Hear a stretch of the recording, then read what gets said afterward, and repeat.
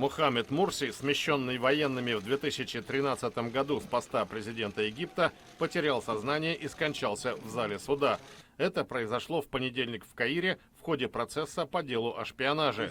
Мурси пришел к власти в 2012 году на волне общественного протеста, получившего название «Арабской весны», в результате которого был свергнут режим Хосни Мубарака. Лидер ныне запрещенного исламистского движения «Братья-мусульмане» Мурси победил на первых в истории Египта конкурентных выборах. Армейское командование во главе с нынешним главой государства Абдель-Фатахом ас-Сиси отстранило его от власти вслед за новой волной протестов. Последние 6 лет Мурси провел за решеткой. Братья-мусульмане подверглись репрессиям. Смерть наступила во время слушаний дела о шпионаже. Мурси обвиняли в контактах с радикальной палестинской группировкой «Хамас» и ливанской «Хезболла». В апреле 2015-го он был приговорен к 20 годам тюрьмы за приказы об арестах и пытках протестующих в бытность президентом.